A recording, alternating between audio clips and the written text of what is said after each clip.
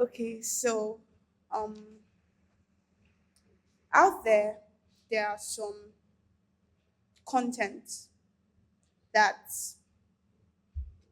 are not meant for kids, but they see it anyway. So my piece is about a kid addicted in these things, addicted in reading these things or watching these things. Okay. The lethal writer wrote a piece and forged it with artistry. It's lethal, but it doesn't kill. It fills the head with fallacy.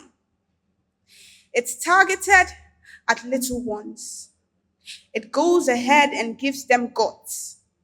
It's targeted at tiny thoughts. It goes ahead and gives them thoughts. It steals away their innocence and replaces it with no sense, nonsense, absolute bar humbug. It defiles their hearts before it defiles their skin. A modern illustration of this lethal writer's piece reads, and then he looked into her eyes and smiled. The time was nigh when he could have her chest to the ground and his third feet very deep inside of her clit. In this moment of climax, the little girl stared at them, eyes wide open yet closed at the same time. You see, because this was a book that she was reading. She was in the parlor sitting close to the television, legs tight, eyes closed, envisioning how the scene must have played out from the beginning. The feeling a mixture of irritating and pleasing. And she had this thought lingering inside her head. She was messing her psyche with her eyes made for enlightening. Matthew 6:22. The eyes gives the body hue. And all of Jesus' words are true, but at that point, she didn't have a clue of what she was doing. I mean, to say she was just reading a book. A carefully crafted lie that she devised to starve her heart to comply whenever it didn't oblige, whenever her spirit thought otherwise. You see, she was on her way to her demise, but it's fine because she didn't have the right insight. So it wasn't really out of spite, and God saw it wasn't pride, so he decided to teach her what was right. It took a while, but he finally convinced her that it was wrong. A while was actually long, 2 years, 3, or even more. She had questions and she needed answers to them all. I can't really remember them all, but I think I can remember just four. Her question number one was, this is a book. I heard what was bad was porn. Two,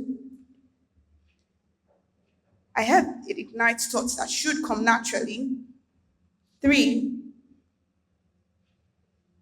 I keep the words to me. So that means four, I don't go about practicing. The potter stared in awe at his masterpiece. How long is left till she rests in peace? And yet, this lethal writer's piece seems to hold her down in chains of confusion. Now she reeks of contamination.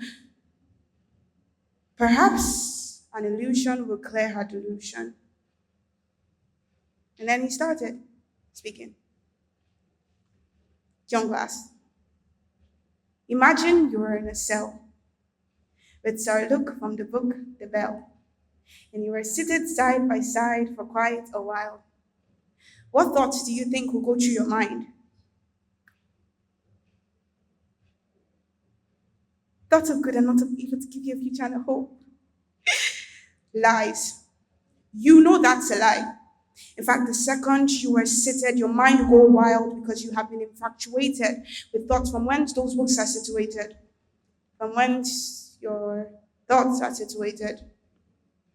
The little writer wrote a piece and forged it with artistry. He gave it to this tiny thought. Of course, it's going to give you thoughts. So you will have mated with Sir Luke that was seated right beside you. Clothes on, nothing's done, but the same thing happens with porn. At that point, she realized that she was wrong. Guilt convicting like a gong, resounding like a song, reverberating in her inner man brought her to her knees. She knew she had to appease the one she had displeased.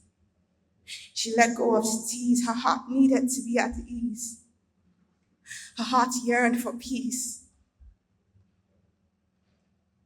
At that point, her freedom journey began. Days after her freedom journey began, now she knows that she can be free from debauchery. You see, it begins with a will, a yearning for more, a yearning that can fix a severed conscience once torn.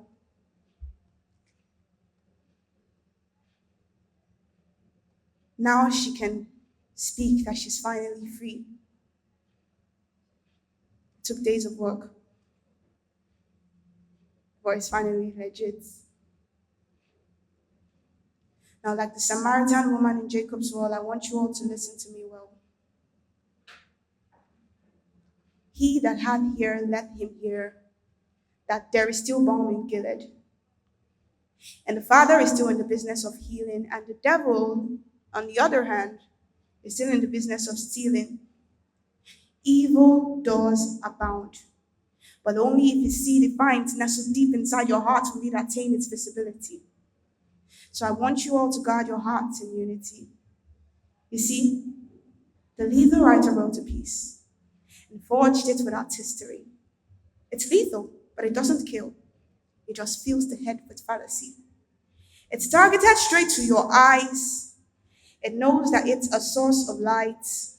So go and guide whatever you read because it affects your reasoning.